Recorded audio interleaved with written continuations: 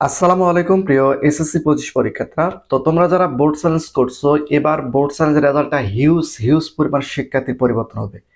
কেন পরিবর্তন হবে এই বিষয়ে কিন্তু কেউ সঠিক তথ্য দিচ্ছে না। এই ভিডিওর মাধ্যমে আমি তোমাদের সঠিক তথ্যটা দিব। একই সঙ্গে কাদের রেজাল্টটা সবচেয়ে বেশি পরিবর্তন হবে এটা নিয়ে কিন্তু অনেক শিক্ষার্থী, হিউজ পরিমাণ শিক্ষার্থী আমাদেরকে ইনবক্স এবং কমেন্ট করতেছে। তো সেটাও কিন্তু তোমরা এই ভিডিওর মাধ্যমে পরিষ্কারভাবে জানতে পারবে। তো ইতিপূর্বে 24 সালে যারা এসএসসি পরীক্ষা দিয়ে ফেল করে বোর্ড সায়েন্স করছিল, তাদের যদি তোমরা ঢাকা বোর্ডের যদি বোর্ড সায়েন্সের রেজাল্টের পিডিএফটা দেখো, সেখানে 60+ পেজ কিন্তু শুধুমাত্র রেজাল্ট পরিবর্তন হয়েছিল। তো তোমরা যারা 25 সালে এসএসসি পরীক্ষা দিয়েছো, তোমাদের কিন্তু রেজাল্ট তৈরিতে অনেক কিন্তু ত্রুটি রয়েছে, অনেক ভুল রয়েছে। এই জন্য এবার কিন্তু রেজাল্টটা পরিবর্তন হওয়ার সম্ভাবনাটা সবচেয়ে বেশি। তবে কাদের সেটা কিন্তু তোমরা এই ভিডিওর মাধ্যমে জানতে পারবে।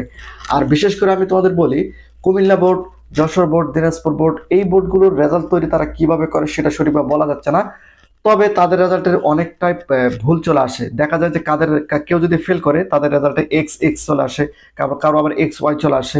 এই যে প্রবলেমগুলো হয়, বিশেষ করে শিক্ষার্থীরা যে দাবিটা করতেছে সেটা হচ্ছে যে কোনো শিক্ষার্থী যদি একটা সাবজেক্টে ফেল করে, সে ওই সাবজেক্টে কোন কারণে ফেল করেছে, অর্থাৎ এমসিকিউতে ফেল করছে, লিখিততে ফেল করছে, রোল নাম্বার রেজিস্ট্রেশন বিষয় কোড লিখতে ভুল করছে, কোন কারণে ফেল করছে সেটা কিন্তু সাবজেক্টের নিচে শিক্ষা বোর্ড থেকে সামনের বছর থেকে যেন লিখে দেয় যে এই ভুলটার কারণে শিক্ষার্থীরা ফেল করছে, তাহলে ওই ভুলটা পরবর্তী পরীক্ষায় সে সংশোধন করে নিতে পারবে।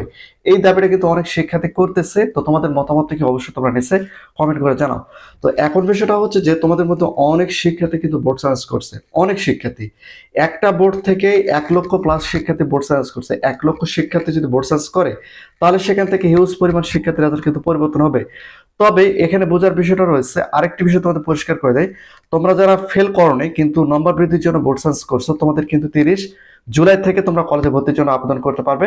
আর তোমরা যারা ফেল করছো, এক বিষয় বা দুই বিষয় ফেল করছো, তোমাদের রেজাল্টটা যখন পরিবর্তন করা হবে বা তোমাদের রেজাল্টটা যখন পরিবর্তন হবে, অর্থাৎ এফ থেকে পাস চলে আসবে তোমাদের সরাসরি, তখন কিন্তু তোমরা কলেজে ভর্তির আবেদন করতে পারবে। তোমাদের তারিখ হচ্ছে 13 এবং 14, এই 2 দিনের মধ্যে কিন্তু তোমরা কলেজে প্রথম পর্যায়ে আবেদনটা করতে পারবে। তো এখন বিষয়টা হচ্ছে যে, যেহেতু এবার অনেক শিক্ষার্থীর রেজাল্ট পরিবর্তন আসার সময় রয়েছে, কারণ শিক্ষার্থীর রেজাল্ট তৈরিতে অনেক ভুল বা ত্রুটি দেখা গিয়েছে। যাদের রেজাল্ট দেখা যাচ্ছে যে কেউ কোনো একটা সাবজেক্টে পরীক্ষা দিয়েছে, সে অন্য সাবজেক্ট ফেল করছে, কেউ ধর্মশিক্ষায় পরীক্ষা দিয়েছে, কেউ গণিতে পরীক্ষা দিয়েছে, ধর্মশিক্ষায় ফেল চলে আসে, কেউ আবার ধর্মশিক্ষায় পরীক্ষা দিয়েছে, কারো আবার কৃষি শিক্ষায় ফেল চলে আসে। এমনটা কিন্তু অনেকে দেখা যাচ্ছে। আবার অনেকে এক বিষয় পরীক্ষা দিয়ে 3 বিষয় পরীক্ষা ফেল করছে। এই যে রেজাল্ট তৈরির একটা ভুল, এই ভুলগুলো কিন্তু তোমরা যারা বোর্ড সায়েন্স করছো তাদের কিন্তু সংশোধন হয়ে চলে আসবে। আবার তোমাদের মধ্যে অনেক শিক্ষার্থী যারা ফেল করছিল, ফেল থেকে কিন্তু পাস চলে আসবে। তবে কাদের পাস চলে আসবে সেটা তোমাদের একটু পরিষ্কার করে দেয়। তা হচ্ছে যে, যে সকল শিক্ষার্থীরা সরাসরি এমসিকিউতে ফেল করছো, অর্থাৎ এমসিকিউতে সর্বনিম্ন 30টার মধ্যে 10টা এবং 25টা এমসিকিউর মধ্যে সর্বনিম্ন 8টা। এখন তোমাদের মধ্যে কোনো শিক্ষার্থী যদি এমসিকিউতে ফেল করে, তাহলে তার রেজাল্টটা পরিবর্তন হবে না। এবং তোমাদের মধ্যে কোনো শিক্ষার্থী যদি লিখিততে ফেল করে, অর্থাৎ লিখিত 70-এর মধ্যে 23 এবং 50-এর মধ্যে 16 নম্বর, এখন যদি এই 16 নম্বর বা এই 23 নম্বর কোনো শিক্ষার্থী তুলতে না পারে, তাহলে সে কিন্তু সরাসরি ফেল করবে, তাদের রেজাল্টটা কখনোই পরিবর্তন হবে না। এটা তোমরা নিশ্চিত হয়ে নাও। একই সঙ্গে তোমাদের মধ্যে সকল শিক্ষার্থীরা রোল নাম্বার, রেজিস্ট্রেশন, বিষয় কোড, সেট কোড এগুলো ভুল করে, তাদের রেজাল্টটা কিন্তু পরিবর্তন হয় না বা আমরা কোনোদিন দেখি নাই।